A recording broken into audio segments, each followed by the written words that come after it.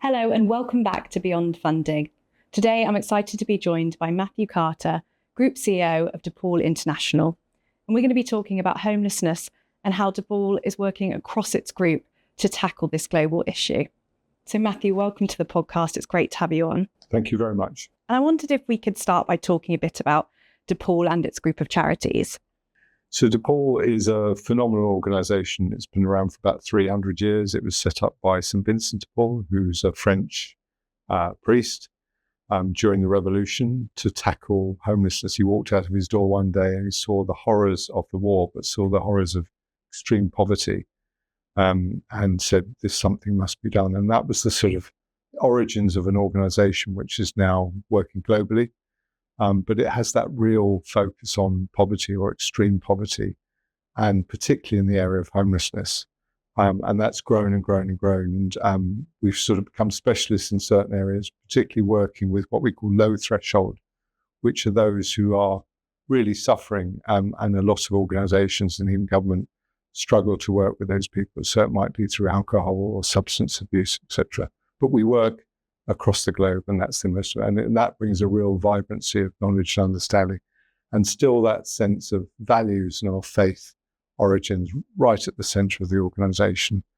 We're not just another homeless charity. There are brilliant homeless charities, but we're an organisation that's based on really a strong set of values, which are our main drivers. Brilliant. And I'm really interested to find out about you a bit more, because I was doing a little bit of research and I saw that you'd have over 35 years experience in the global humanitarian sector, and you've recently been awarded an OBE, so congratulations for that. And I was just wondering if you could tell us a bit more about your journey and what inspired you to pursue a career in this sector. I started off my career as an engineer, and early in that career I went off and I was a VSO, a volunteer, in West Africa in the Gambia, where I lived for 2 years. Providing and repairing water supply, and that was the sort of origins of my international career. And the thing that really drew me to that was working with local people and communities, incredible people, and often people who had so little and continue to have so little. And that led me on to my international career. I worked with the International Committee of the Red Cross for many years, and ended up by accident, but specialised in working in areas of conflict. So I worked through Bosnia and Afghanistan and Syria, etc. And then coming back from that, I went to work for another organisation, an Irish-based, but still a faith-based organisation, concerned worldwide. And then to CAFOG, which is the Catholic Agency for Overseas Development, and where I became the humanitarian director. The thing that kept me right the way through those 35 years in working in humanitarian assistance is just, in many ways, what I received from working with and alongside people who are suffering, and what they in turn gave me, just this sort of gave me strength to be able to continue to work with them and support them during times of real need. And my emphasis at that time was also strengthening the humanitarian system. So I was at a point in my career where I'd just come back from Rwanda. The humanitarian system had had many struggles and some failings as well in delivering to the scale of the humanitarian response after the most horrific genocide. And I set about working with a number of others to strengthen systems and best practice and fundamentally accountability to those people we serve, to improve the humanitarian system. And that led to the creation of the core humanitarian standard, which is now the standard across the humanitarian sector in ensuring accountability to those people we serve. So you talked about how Depaul's focus is homelessness. I was wondering if you could tell us a bit more about the scale of the issue globally and in the UK and Ireland. I was shocked when I came into the sector. So I'd come from a humanitarian system where, the numbers you're dealing with are vast, and many people know about the scale of the situation in different countries and what's happening. I moved to Depaul because I'd worked as a volunteer many years ago for the Botov Crip Centre. And I was always drawn to the need of people living on the streets and wanted to work with them more closely. And when I took on the work of Depaul, it felt like a natural evolution to go back to Depaul and work with the homeless. But as I walked through the door, I was oblivious to the scale of the problem we're dealing with. 1.6 billion people in the world don't have access to housing, adequate housing. 100 million people have no housing, so they live in extreme poverty. And those statistics aren't static. They continue to grow at a vast rate. And that will be exacerbated by what we can see of things coming around the corner like climate change and the environment. But the practical examples of where those increases have come, as for example, Depaul Island, which is one of our largest national members, the numbers that they serve within their program have grown by 45% in 1 year. That's not 45% across the whole country, but 45% of increased need within Depaul Island's program, and they're one of the largest national providers. And then Depaul UK, 25% growth of street homelessness, rough sleeping in the last year. I mean, the figures are just terrifying.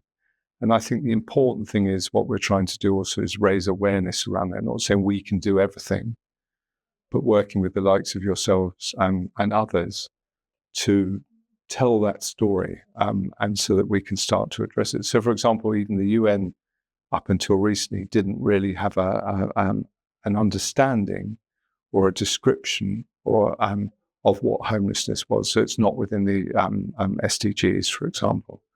So really important work we're making and making those changes. But that's the start of a bigger program of work. Yeah, and as you say, it's not just rough sleepers, is it? There's lots of different facets of the word. So, as you say, people with inadequate housing and things like that. So it's getting your head around all of it, isn't it? And I can understand how you go into this sector and just be completely oblivious to what's going on. But yeah, raising awareness is so important. Absolutely. And as you rightly said, people historically probably saw rough sleeping as the sort of the center of what we were dealing with in the problem. And it probably was at one stage, but the complexity of homelessness have grown. And it's, as I've said, it's sort of out of control, because that complexity now includes migration, asylum, refugees, the complexity of how people come into homelessness.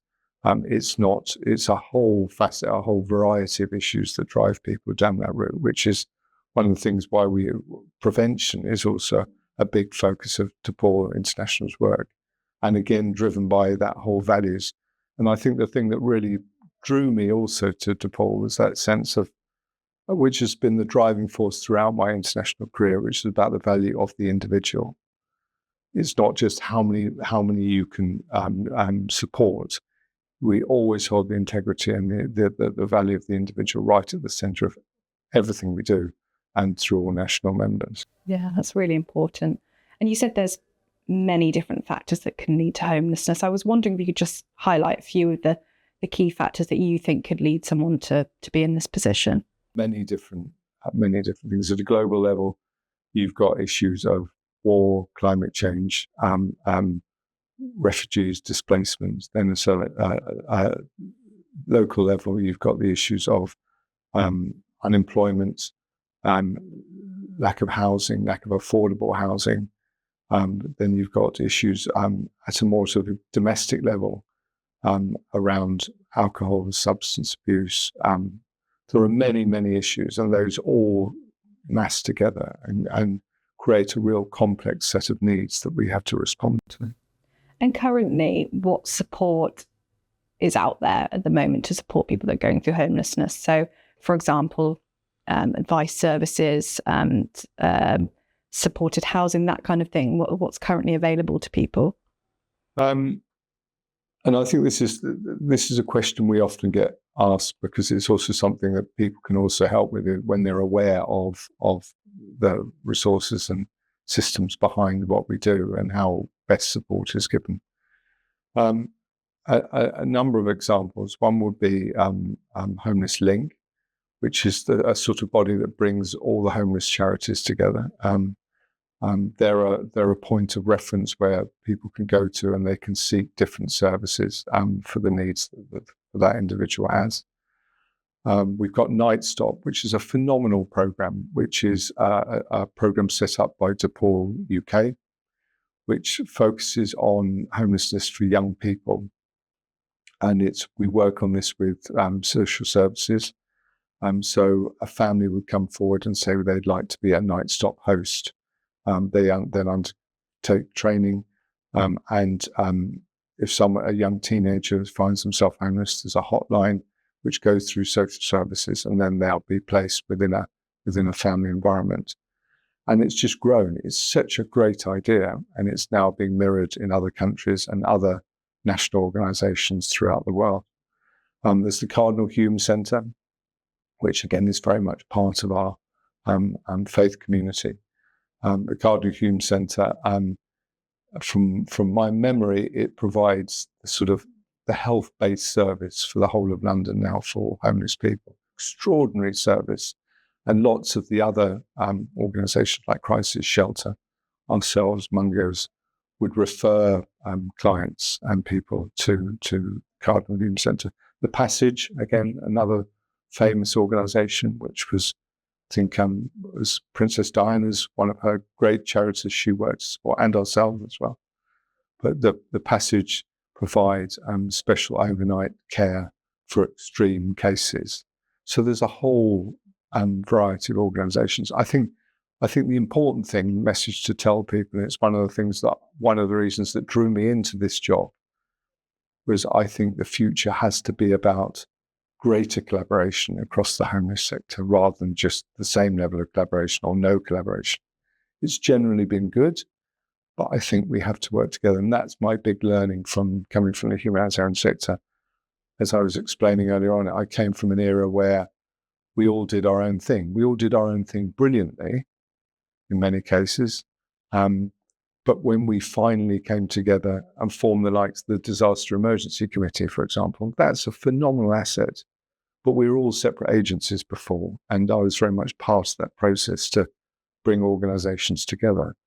And it's in our numbers and working together that we can have a greater impact. And also that relates to, as I was saying, the scale of the situation. If we don't collaborate, we're failing. And that's the big challenge of how we collaborate more and better. And if you've all got the same goal, it doesn't make sense not to collaborate in a way, does it? It feels like if you're all driving towards the same thing, then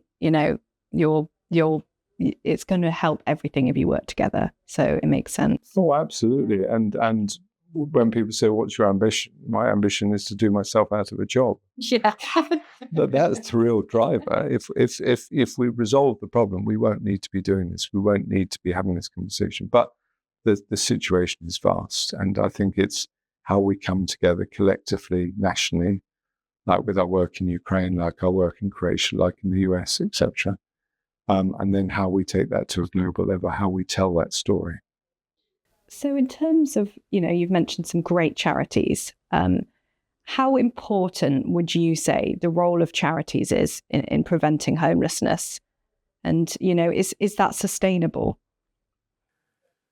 I think the importance of charity is its ownership. It's owned by the people who created it. And I think that's why I've always been drawn to work with charities, because they've got that real rootedness in communities. In, for example, our historical background from Depaul, from church, etc., from many agencies come from a faith ethos or just a political background of challenge. I think that link is really important. And I often say the importance of charity is that sort of bottom upwards approach. So we listen to communities, we listen to individuals, and we take their stories and we're able to respond effectively. So charity is really important. It goes through waves of periods of history of where charities grow and then they drop away. But I think charity is the voice of people. I think that's, if you look at any charity, their origins of how they started, from the Red Cross in 1600, I think it was, to how Oxfam started during the Second World War, etc. There's huge history, but started by people. And I think it's safe to say that, we work with a lot of charities, and quite often they're bridging gaps in support where, there's not enough government support. So charities are kind of stepping in to provide that support, aren't they? Yes, no, very much so. To bring back into the work that Depaul is doing, you touched upon it briefly, but again, I was doing a little bit of research and I saw that last year, was it across the group, you supported 241,800 people experiencing homelessness, which is incredible. So I was wondering what specific support you provide. So the first point is, as I've said, is that link with communities, that sort of understanding, and that's what is the big driver in our work. Being able to access that sort of bottom upwards approach, being able to know where we should be focusing and where we should be focusing urgently. Then that immediate sense of response. So what's the urgent needs? Where are the crisis points? Where do people really want us to help? And often that's worked out through, we have a day, so one of the things we're known for, and goes back over 300 years, is having this day center approach. So in real hotspots, so for example, in Kyiv or Odessa in Ukraine, a really good example, while the war continues, there are homeless people, and we have this outreach program that runs through day centers. In some ways, a bit like a sort of one-stop shop, depending on the area, whether it's Paris or Kyiv or Chicago, a system is built up or a day center is built up to provide the relevant services to the needs in there. And that might be trauma counseling, or it might be counseling, or it might be medical support, or it might just be a place where people can come and meet, where they can be safe and secure, where they can get a bowl of hot soup or a hot drink. So that part of that emergency provision is really important.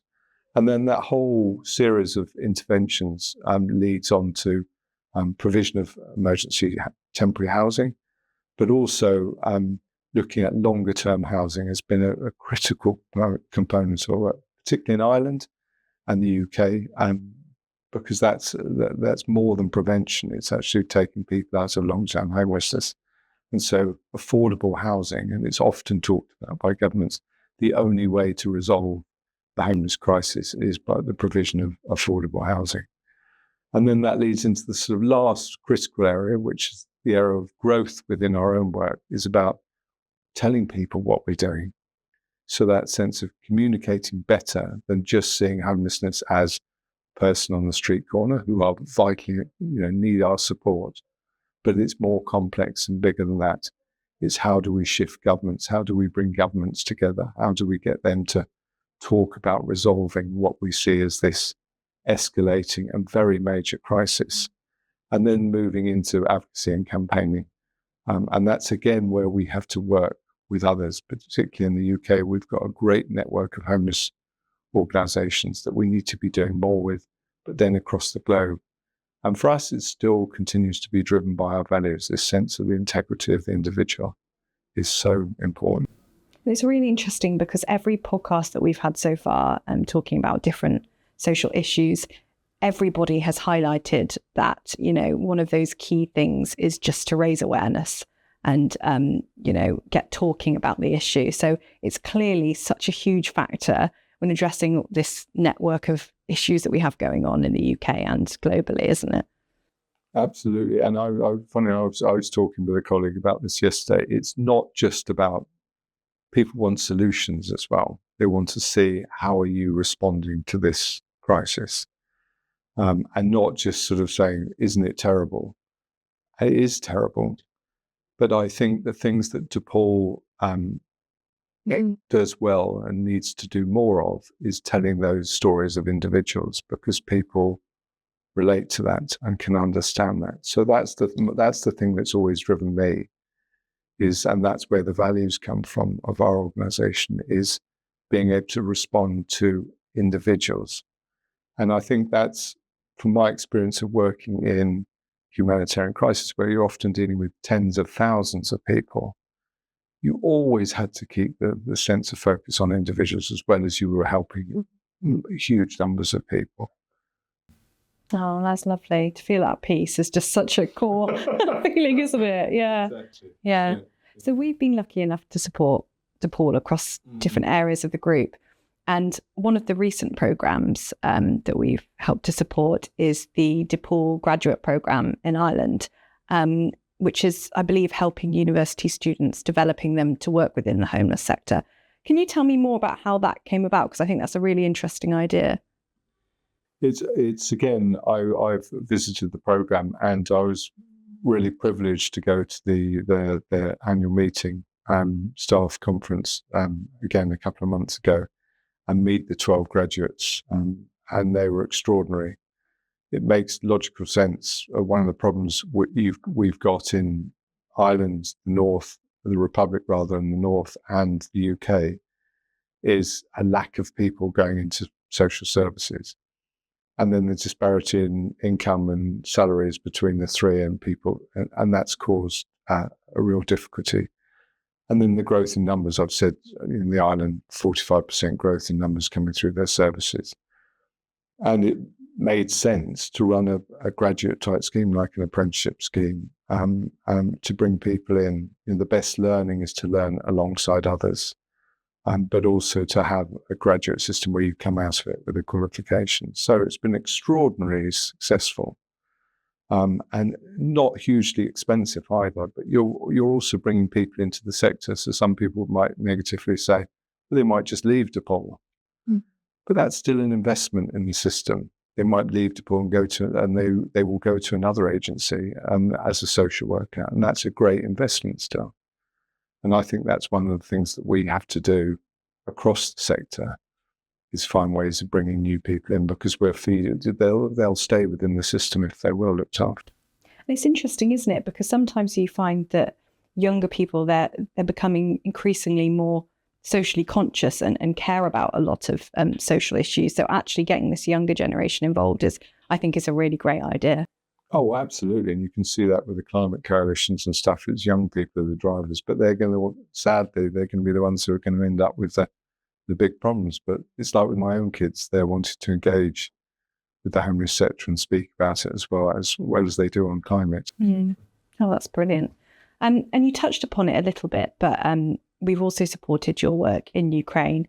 I was wondering if you could tell us a bit more about this and how it's developed since the beginning of the conflict, because it's probably moved on, the type of work that you're doing there now, hasn't it, from the initial sort of support initially?